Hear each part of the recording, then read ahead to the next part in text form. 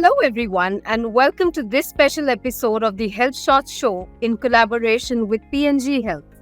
I am Radhika Bhirani, your host for today's discussion, and we are here to discuss a topic that is a widespread health problem affecting women and children majorly.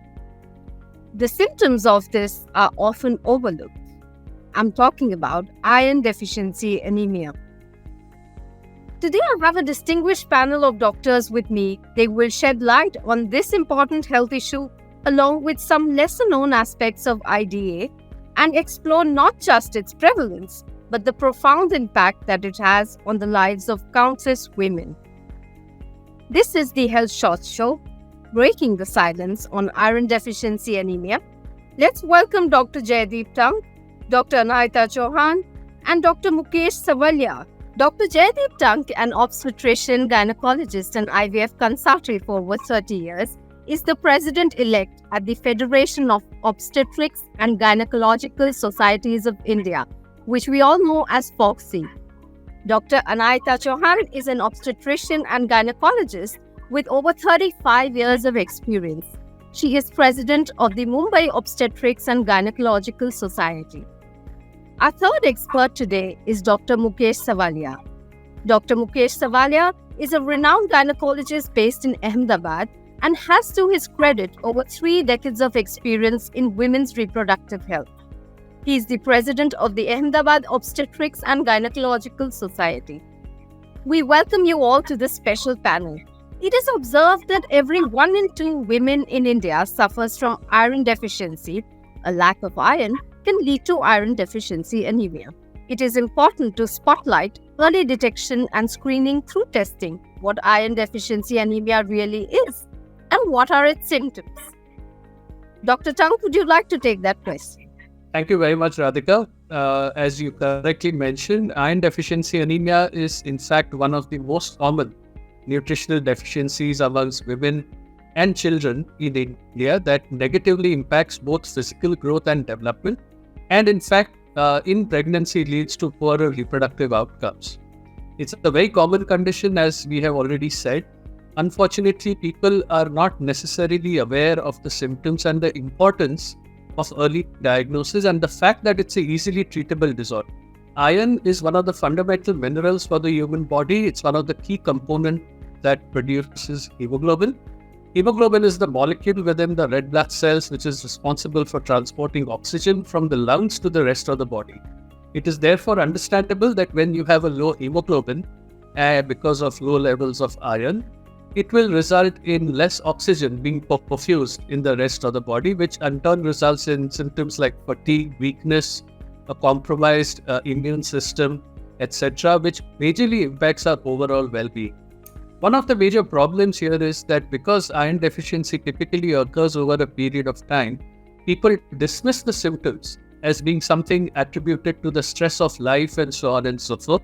They don't take cognizance of that before the hemoglobin falls quite tremendously. So it's important to be aware that you should not dismiss these symptoms off as just the stress of everyday life, but take cognizance of them and get yourself treated and investigated. Absolutely. Dr. Anahita, could you help us understand why being cognizant about Iron Deficiency Day in particular is so important and what makes women vulnerable to this condition? Thank you, Radhika. So Iron Deficiency Day is an important day. Unfortunately, women and children are the ones who are most affected by this anemia. Obviously, as Jaydeep said, the mild symptoms are often overlooked, and it's only when it becomes severe that patients and doctors unfortunately wake up. So it's a very simple intervention of eating right, eating the right types of foods, eating the correct nutrients along with iron that can help to manage mild anemia.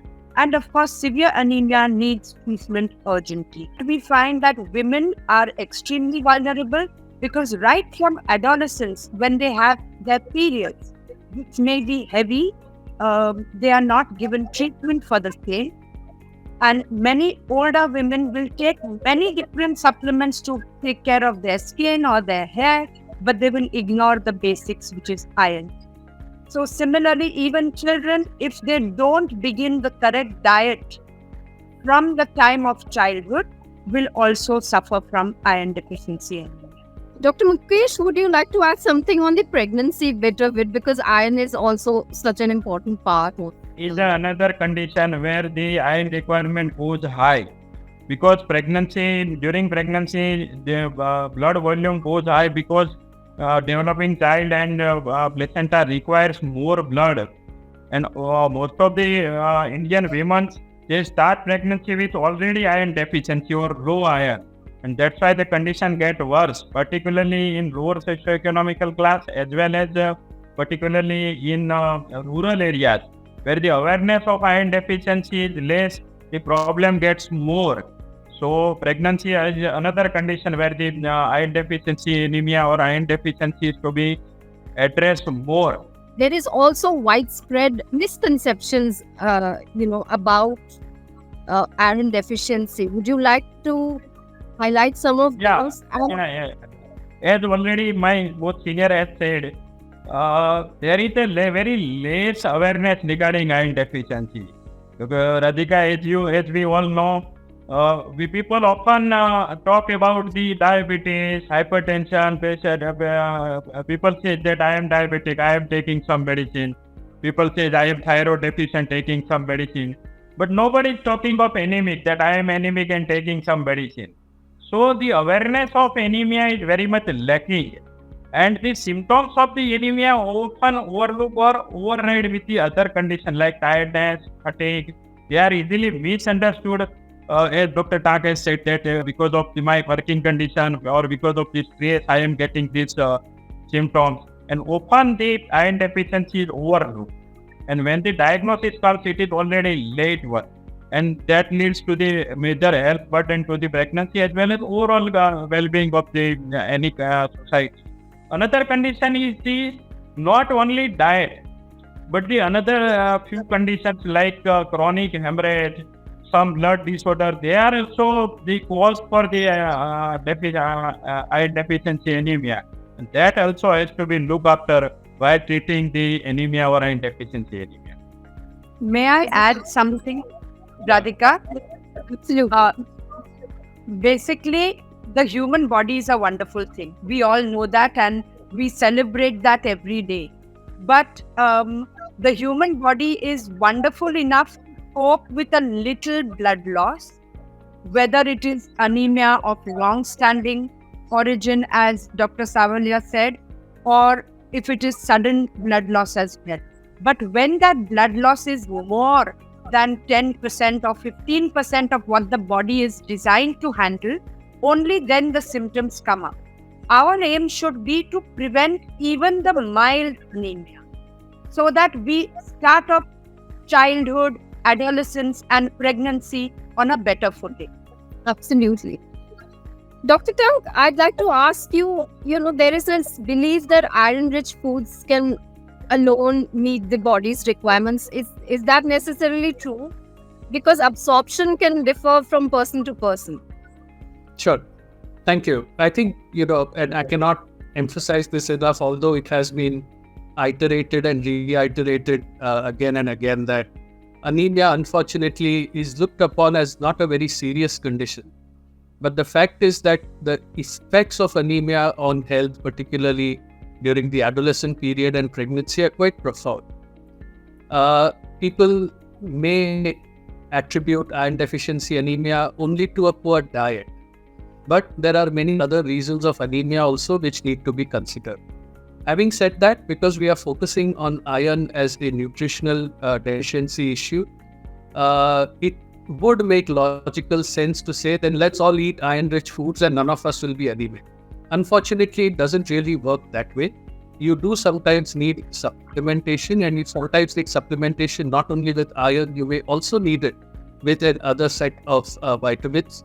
And the fact of the matter is that because the incidence of anemia is so large in our country, and mild anemia is especially prevalent, it makes good sense, for example, to attribute, let's say, a month during the entire year when everybody should replenish their iron stores with the use of iron supplements. Given the fact that iron supplements have literally no morbidity, very, very few side effects, are easily affordable, it makes proper sense that this should be a part of diet in a way where the diet is supplemented with iron. So, in short, it makes good sense to use iron-rich food, but that's not a panacea for either preventing and certainly not a panacea for treating iron deficiency anemia. Supplements have a very major role in making sure that your hemoglobin remains adequately high enough for you to have a healthy life. And, while we're on this subject, Dr. Tank, would you like to share some insights on initiatives undertaken by Foxy in association with P&G Health to drive conversations around this condition in India? So, for those who may not be aware, Foxy is the Federation of Obstetrics and Gynecological Societies of India, and it has constituent societies. In this instance, the Ahmedabad OBGYN Society and the Mumbai OBGYN Society, they have taken upon themselves to continue the initiative which was started in association with Foxy and P&G Health, which was called the Nana Anemia Bus Yatra. This was a yatra which took place and tried to raise awareness about anemia throughout the entire year, and it touched a very large number of people. In fact, to take this forward and have a little deeper penetration into the area of urban slums, which are oftentimes not addressed as well as they should have, the Mumbai Society and the Ahmedabad Society have partnered and created a new initiative called Bharata Nara. And this has been inspired by the ideology of how women should possess the ideal hemoglobin count of 12. And essentially, it focuses on building conversations around the importance of the early identification of iron deficiency anemia and gently nudging consumers, especially women, to take corrective action either by getting this treated early, detected early, and visiting their nearest. These initiatives are a very earnest effort from the end of the Mumbai and the Ahmedabad Society to create awareness, and it had three objectives. There's the objective of building awareness, there's the objective of ensuring timely detection by recognizing the symptoms and educating consumers through a network of healthcare providers. Well, I do believe these are really wonderful steps undertaken by P&G Health and Foxy to educate people about the condition. Having said that, beyond medical treatments and awareness, nutrition and lifestyle play a very important role in managing iron deficiency. Dr. Chauhan, could you share some insights on how dietary choices and lifestyle can impact iron levels? So, the first thing is for women to make themselves a priority. And I think that this is something that has also changed over time. But when we talk to women, especially those who are getting pregnant or planning a pregnancy, and we tell them, please focus on eating the right foods and please eat with your partner or even before your partner rather than eating leftovers. So we have to emphasize that they have to portion their food correctly, and also when they are eating, avoid all the junk food and other things and eat the regular sabzi roti dal chawal. That's what's going to keep them going. Of course, it will be different in different parts of the country. It will be different based on the economics, but even a simple thing like gourd and chana will help women to build up their immunity and their strength and their iron. So I think even gourd chana is distributed in even the municipal hospitals, the government hospitals. If they can eat non-vegetarian food and have an egg every other day, that's also a good source of protein. Methi, palak, all these are good sources. Nachni is a wonderful source. They should be taking iron. Iron is wonderful because it improves the memory, it keeps them bright and going forward. So I think we have to emphasize that iron is actually making them more beautiful as well. Thank you for those wonderful insights, ma'am, because truly women need to understand that prioritizing their health needs to really come first, and then they can take care of the family. With that, I'd love to know, Dr. Mukesh, if you could share some insights on how one can avoid and prevent iron deficiency anemia. The first thing is the detection. Detection of iron deficiency is first thing. And then, as already discussed, the iron supplementation right from the food. Another thing that I want to point out is nowadays there is some trends of losing the weight, particularly in affluent class or where the obesity is there. But they don't understand the value of nutrients. And in that enthusiasm, they develop anemia many times in affluent class also. We are happy that government is also taking initiative and they are supplementing iron into the schools, and they are telling the young girls also to take the iron. They are also supplementing free of cost the iron tablets. So government is also on that path, along with our association is also with that. We are in the way to prioritize this condition and make the awareness in the society that this is the condition which needs to be addressed. I would also like to add that this time the project which we are taking forward, it's going to be targeted to last a full week with many activities which will engage women and also make them come forth with their problems. And also for the first time, we are going to be talking to the general practitioners in that area, many of whom may not be allopathic specialists. And we want them also to take this cause very seriously. Adding to this also, madam, we have targeted the urban slums.